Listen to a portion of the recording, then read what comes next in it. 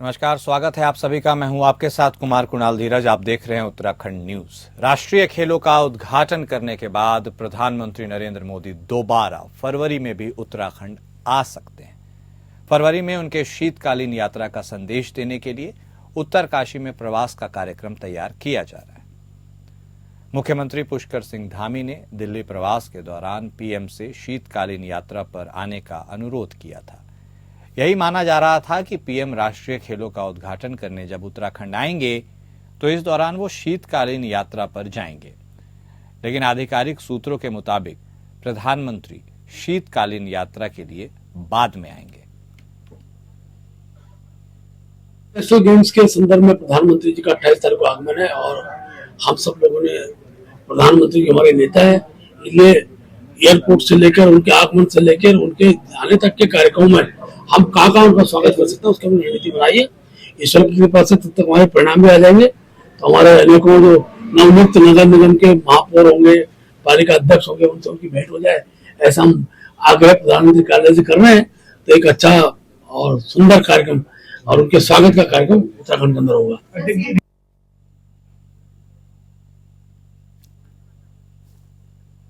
हमारे साथ हमारे संवाददाता सतीश कोठारी फोन लाइन पर जुड़ चुके हैं, उनसे बातचीत करेंगे। जी सतीश, तो अब प्रधानमंत्री के आगमन को लेकर एक संशय की स्थिति बन रही है। क्या वो फरवरी में दोबारा आएंगे? क्योंकि ये भी कहा जा रहा था कि भाई राष्ट्रीय खेलों के उद्घाटन के साथ शीतकालीन यात्रा का भी संदेश दे देंगे। ऐसे में कंफ्यूजन, जो संशय के बादल है, कुछ क्लैरिटी आई है उसमें? ये पूरा मामला है क्या? जी देखिए, मैं बात करूं उत्तराखंड दौरे के, पीएम दौरे के, तो पीएम जो है तो 28 तारीख को पहुंचेंगे। 28 से खेल महाकुंभ का उद्घाटन है तो उसके लिए 28 तारीख के दौरे के लिए उत्तराखंड पहुंचेंगे पीएम मोदी।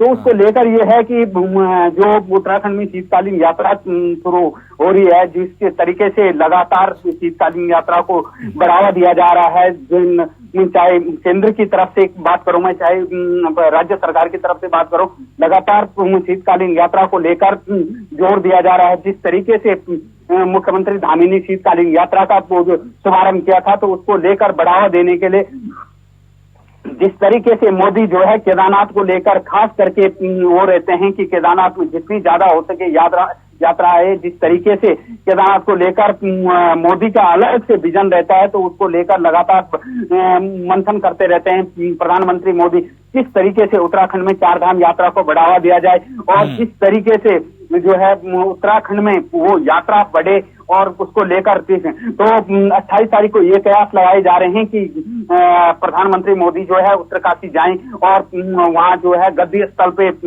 दर्शन करें, गंगोत्री यमुनोत्री धाम में के दर्शन करें, तो उसको लेकर कयास लगाए जा रहे हैं। तो अब देखते हैं कि अभी तो मिनट टू मिनट शेड्यूल तो नहीं आ पाया, लेकिन ये है कि जो साथ में ये भी है उनके कि जो भी उनके जो मेयर के प्रत्याशी जीतेंगे उनके साथ मुलाकात होगी और साथ ही जो है उत्तराखंड जो पर्यटन की दृष्टि से देखा जाता है उसमें बढ़ चढ़ के हिस्सा लेते हैं, तो उसमें हिस्सा लेंगे तो शीतकालीन यात्रा में कुछ बढ़ोतरी आएगी। सतीश, ठीक है, वो तो अब देखिए, मुख्यमंत्री धामी ने अब दिल्ली प्रवास के दौरान पीएम से अनुरोध किया कि भाई शीतकालीन प्रवास के लिए, उसके यात्रा के लिए भी आप आइए। तो ऐसे में क्या ये जो राष्ट्रीय खेलों के उद्घाटन के अवसर पर ही ये कोशिश की जा रही थी कि चलो दोनों चीजों को पीएम साथ में एक बार देख ले, एड्रेस कर ले, या फिर अब यही होगा कि एक बार तो राष्ट्रीय खेलों के लिए आएंगे ही प्रधानमंत्री और उसके बाद फिर से दोबारा वह शीतकालीन यात्रा के लिए वहां पर पहुंचेंगे? क्या इसके बारे में कुछ जानकारी मिली है?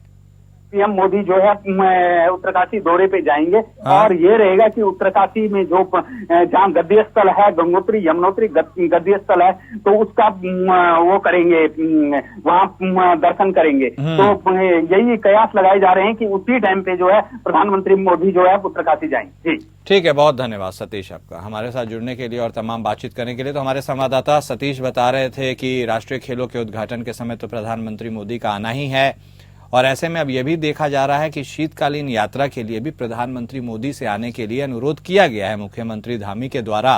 तो अब वह इस बार संभव हो पाता है एक साथ, या फिर ज्यादा अनुमान यह लगाया जा रहा है कि वो फरवरी से अलग से फिर से एक बार उत्तराखंड आएंगे।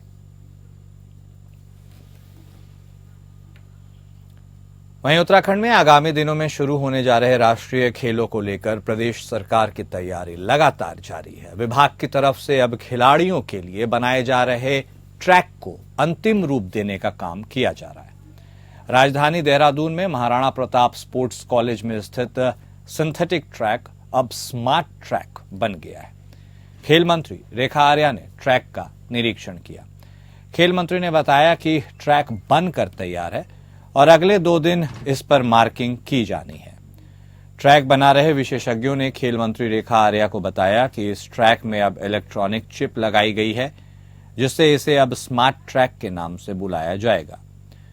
इन चिप्स के माध्यम से बिना स्टॉप वॉच के खिलाड़ी के दौड़ने से संबंधित अचूक आंकड़े कंप्यूटर को सीधे प्राप्त होंगे।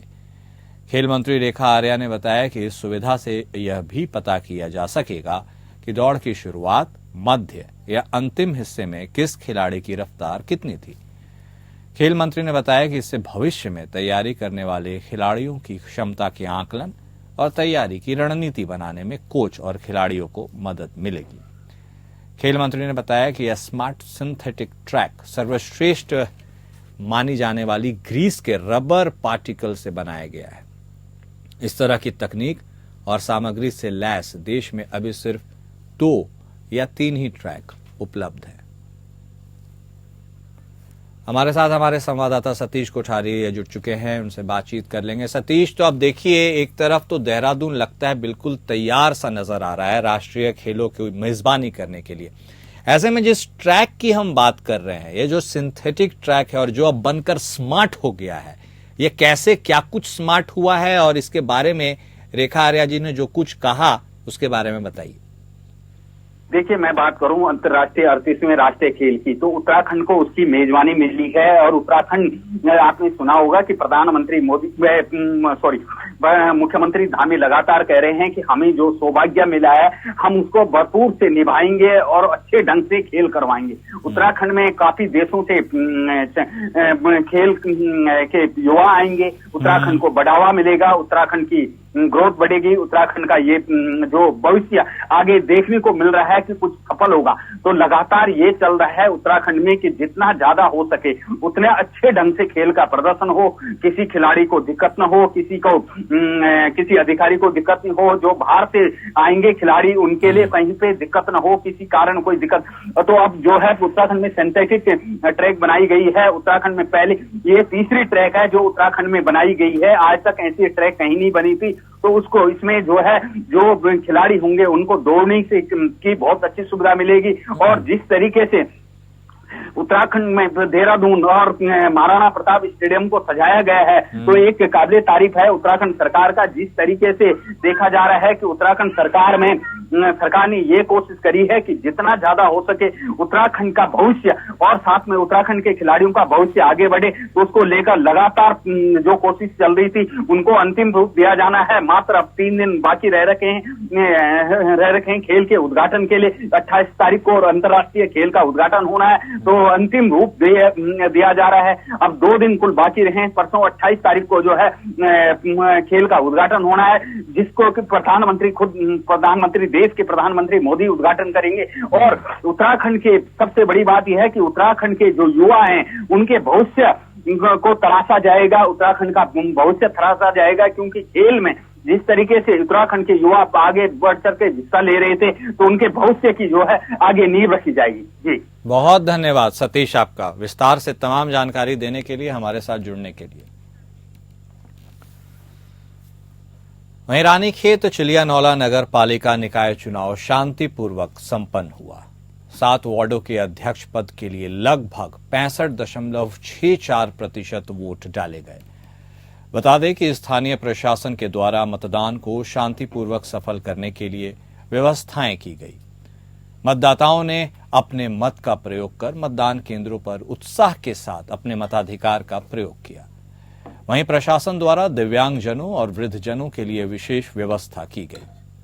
पुलिस और प्रशासन ने भी मतदाताओं से चुनाव को शांतिपूर्ण संपन्न कराने की अपील की। सभी मतदान केंद्रों में सुरक्षा व्यवस्था की गई थी। इस दौरान भारी पुलिस बल भी मौजूद रहा। वहीं मतदाताओं ने कहा कि वह ऐसा अध्यक्ष चुनेंगे जो नगर पालिका का विकास करे, क्षेत्र में पेयजल की समस्या सहित अन्य समस्याओं को दूर करे। अपर पुलिस अधीक्षक हरवंश सिंह द्वारा 7 बूथों का निरीक्षण किया गया। सभी बूथों पर शांतिपूर्वक मतदान किए गए। मतदान के दौरान पुलिसकर्मी भी अपनी ड्यूटी के प्रति सजग रहे। हमारे साथ हमारे संवाददाता बलवंत रावत जुड़ चुके हैं, उनसे बातचीत करेंगे। बलवंत, तो आखिरकार वह जो चुनाव जिसके लिए सब इंतजार कर रहे थे वह संपन्न हो गया। ऐसे में बहुत बड़ी संख्या में लोगों की भीड़ भी देखने को मिली जो लाइन में खड़े दिखे। ऐसे में अब मतदान केंद्रों में जो चुनाव हो गया उसके बारे में हम बात कर रहे हैं। आपके नजरिए से आप इस पूरे चुनाव को कैसे देखते हैं, खासकर रानीखेत में, और मतदाताओं ने जो अपने मत का प्रयोग किया उनकी सुविधाओं के दृष्टिकोण से क्या जो भी तैयारियां थी वो मुकम्मल थी?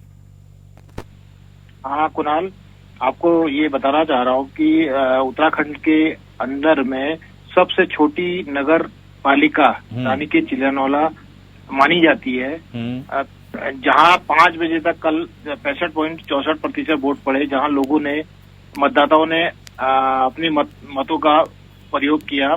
वहीं प्रशासन की तरफ से जो दिव्यांग थे, वृद्धजन थे, उनके लिए व्हील चेयर और सरकारी कर्मचारियों के द्वारा उनको लाना ले जाना दोनों ही सरकारी आदमी कर रहे थे। इसमें जो मतदाता है उन्होंने ये बताया कि हम की नगर पालिका में ऐसा अध्यक्ष बनाना चाहते हैं जी कि जो कि यहाँ की मूल समस्याओं को पहचानता और जानता हो, जो उन समस्याओं को दूर कर सके।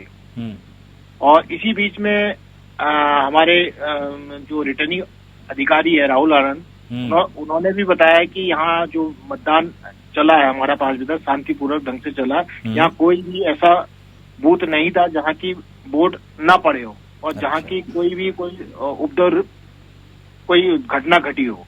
ठीक है, बहुत धन्यवाद बलवंत आपका हमारे साथ जुड़ने के लिए, तमाम जानकारी देने के लिए। बागेश्वर जिले के तीनों निकायों में मतदान शांतिपूर्वक संपन्न हो गया। देर रात्रि में तीनों निकायों की पोलिंग पार्टियों ने सुरक्षित वापसी कर ली। मतपेटियों को सुरक्षित हॉल में रखकर सील कर दिया गया और त्रिस्तरीय सीसीटीवी कैमरों की निगरानी में सुरक्षित नगर पालिका परिषद के लिए 17,801 मतदाताओं में से 11,765 लोगों ने मतदान किया। यहां मतदान प्रतिशत 66.09% रहा। कपकोट नगर पंचायत में 3,402 मतदाताओं में से 2,383 ने मतदान किया। यहां मत प्रतिशत 70.05% रहा। गरुड़ नगर पंचायत में 4,118 में से 2,864 लोगों ने मतदान किया। यहां मतदान प्रतिशत 69.55% रहा। जिला निर्वाचन अधिकारी आशीष भटगाई ने बताया कि सभी बूथों पर मतदान शांतिपूर्वक संपन्न हुआ। सभी पार्टी वापसी कर चुकी है। जनपद के अंतर्गत तीनों नगर निकायों में मतदान की प्रक्रिया शांतिपूर्ण रूप से संपन्न हो गई है और हमारे जो तीनों नगर निकाय हैं वहाँ पर 67.19% जो है वो मतदान हुआ है। इसमें जो हमारा कपकोट क्षेत्र है वहाँ पे 70.05%, हमारा जो गरुड़ है वहाँ पे 69.55% और बागेश्वर क्षेत्र के अंतर्गत 66.09% का जो मतदान है वो हुआ है और सभी टीमें जो हैं वो सकुशल अब वापस आ गई हैं। हमारे साथ हमारे संवाददाता मनोज जुड़ चुके हैं। तो मनोज, आखिर निकाय चुनाव संपन्न हो गया, ऐसे में बागेश्वर में ये जो चुनाव संपन्न हुए पूरे उत्तराखंड के साथ, ऐसे में क्या कुछ आपको माहौल देखने को मिला? और अब चूंकि चुनाव संपन्न हो गए हैं, ऐसे में वहां पर अब जो तैयारियां की गई हैं मतपेटियों की सुरक्षा की, उसके बारे में भी बताएं। जी कुणाल जी, बताना चाहेंगे कि बागेश्वर जिले में कल देर रात सभी मतपेटियां जमा हो चुकी है डिग्री कॉलेज में, जहां पर उनकी कल सुबह से ही गिनतियां चालू होंगी और वो सीसीटीवी के निगरानी में भी है और वहां कर्मचारी भी मौजूद है और पुलिस कर्मी भी मौजूद है वहां, जो जिस रूम पर पेटियां रखी है और रूम बिल्कुल लॉक है और उसमें चारों तरफ से सीसीटीवी का कैमरे चारों तरफ से लगे हैं और चुनाव का जो माहौल था वो बड़ा त्रिकोणीय चुनाव रहा है बागेश्वर में, जिसमें 17,801 मतदाताओं में से 11,765 लोगों ने मत किया है, जो जिले की बात करें। और जो कपकोट में है, कपकोट में 3,402 वोटरों में से 2383 मत किया गया है। और वही देखा जाए कि गरुड़ में 4,118 मत में से 2,864 मत पड़े हैं। अब देखने का विषय होगा कि किसके सर में ताज सहरेगा। ठीक, कुणाल, बहुत शुक्रिया मनोज आपका हमारे साथ जुड़ने के लिए, बातचीत करने के लिए। प्रदेश कांग्रेस प्रवक्ता गिरिराज किशोर हिंदवान ने कहा कि निकाय चुनाव में वोट देने के लिए मतदाताओं में भारी उत्साह दिखा और इसे देखते हुए कांग्रेस पार्टी निकायों में जीत का परचम लहराएगी। कांग्रेस प्रवक्ता गिरिराज ने कहा कि मतदाता सूचियों से नाम गायब होने से मतदाताओं को मत देने से वंचित होना पड़ा, जो लोकतंत्र में हर व्यक्ति के मत देने का अधिकार है। लेकिन मतदाता सूची में गड़बड़ी लोकतांत्रिक अधिकार पर सीधा हमला है। उन्होंने कहा कि निकाय चुनाव में मतदान को लेकर लोगों में काफी जोश दिखा। कई मतदाताओं की सूची में नाम न होने से बिना मतदान के उन्हें वापस लौटना पड़ा। पूर्व मुख्यमंत्री हरीश रावत और उनके परिवार का नाम मतदाता सूची से गायब किया गया। प्रदेश भर में हर पोलिंग बूथ से मतदाताओं के नाम गायब होने की शिकायत मिली। इसकी उच्च स्तरीय जांच होनी चाहिए और बूथ के स्थान भी बदले गए। तरह के षड्यंत्र भाजपा जब थक जाती है, हार जाती है, डरी हुई मुद्रा में होती है, तो निश्चित रूप से इस तरह के षड्यंत्र भाजपा के द्वारा होते हैं। सारी चीजें बिल्कुल इंडिकेट कर रही थी, इशारा कर रही थी कि ये जानबूझ के सब कुछ किया गया है।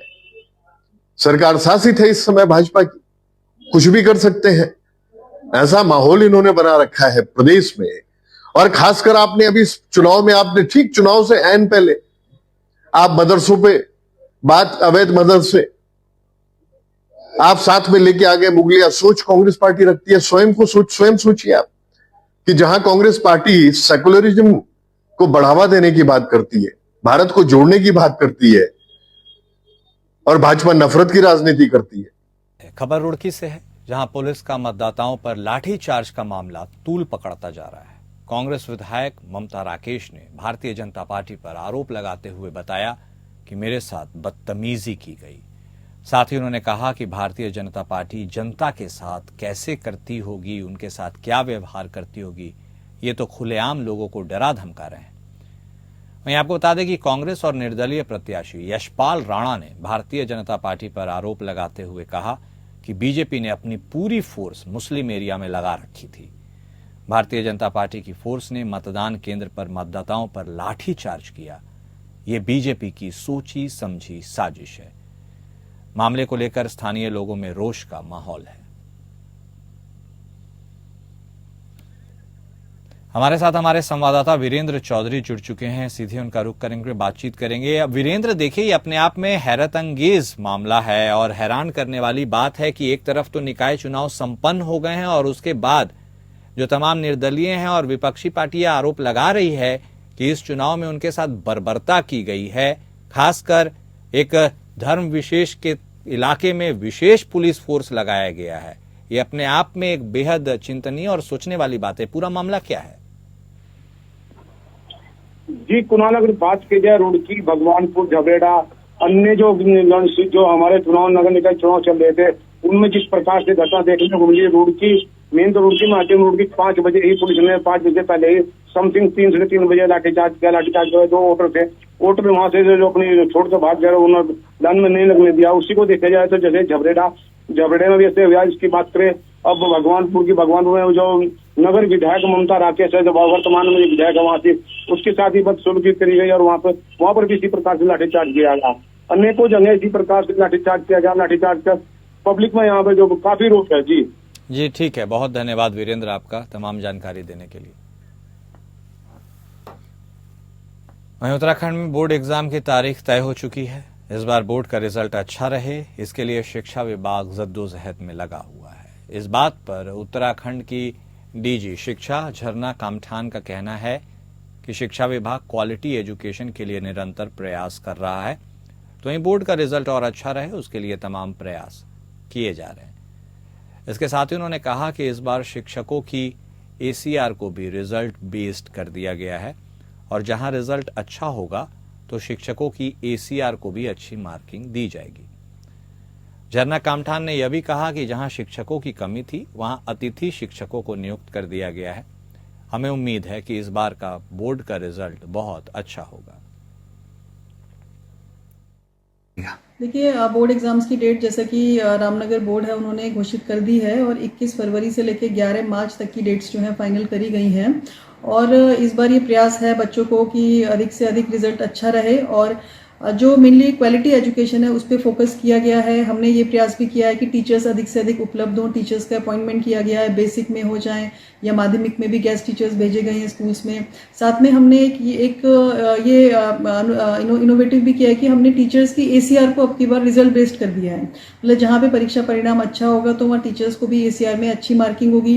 इसके अलावा जो स्कूल में क्वालिटी एजुकेशन देने पे फोकस किया गया है, वोकेशनल एजुकेशन भी दी जा रही है, इंग्लिश स्पीकिंग के कोर्सेज भी चल रहे हैं और साथ में बच्चों को और सुविधाएं, चाहे निःशुल्क पाठ्य पुस्तकें हों, निःशुल्क यूनिफॉर्म हो, जूते हों, ये सब भी प्रदान किए जाते हैं। हमारे संवाददाता योगेश सेमवाल हमारे साथ फोन लाइन पर जुड़ चुके हैं, उनसे बातचीत करेंगे। योगेश, तो अब रिजल्ट के आधार पर शिक्षकों की ACR बनेगी, ये अपने आप में एक बेहद अनूठी पहल है और इसको लेकर शिक्षकों के बीच कैसा माहौल है और इसके बारे में भी हमारे दर्शकों को बताइए। बिल्कुल, आपको बताना चाहेंगे कि पहले तो बोर्ड परीक्षा है और पिछले साल की अगर हम बात करें तो बहुत खराब रिजल्ट था। कई ऐसे विद्यालय थे जहां पर बहुत गंदा रिजल्ट गया था, जिसके बाद शिक्षा विभाग काफी नाराज हुए थे। जो खुद जो मंत्री हैं, शिक्षा मंत्री, वो भी काफी नाराज हुए थे इसको लेकर, क्योंकि मीडिया ने बहुत सारे सवाल खड़े किए थे। अब इस साल का रिजल्ट निर्भर करेगा कि आखिर कैसा रहता है, क्या रहता है। जिस तरह से ACR की बात की जा रही है तो इसको लेकर तो कई समय से ये बात उठ रही थी कि शिक्षकों की ACR तैयार होनी चाहिए। भले ही शिक्षक बहुत नाराज थे इस बात को लेकर, उनका कहना है कि ऐसी कोई भी प्रक्रिया नहीं होनी चाहिए जिससे कि शिक्षा में जो है वो बाधा पैदा हो, शिक्षकों को परेशानी हो, ऐसा कुछ नहीं होना चाहिए। लेकिन इतना जरूर है कि अब जिस तरह से झरना कप्तान ने कहा है कि ACR जो है वो तैयार की जाएगी, तो ये माना जा सकता है कि पूरी तरह से शिक्षा विभाग अब उन शिक्षकों को बख्शने के मूड में नजर नहीं आ रहा है जो लोग पढ़ाते तो हैं लेकिन उनके बच्चों के, जो उनके छात्र होते हैं, उनके रिजल्ट अच्छे नहीं होते हैं। तो पूरी उम्मीद है कि इस बार कम से कम जो है वो ACR जरूर तैयार होगी। ठीक है, बहुत धन्यवाद योगेश आपका हमारे साथ जुड़ने के लिए, बातचीत करने के लिए। और उत्तराखंड न्यूज में अभी के लिए बस इतना ही। नमस्कार।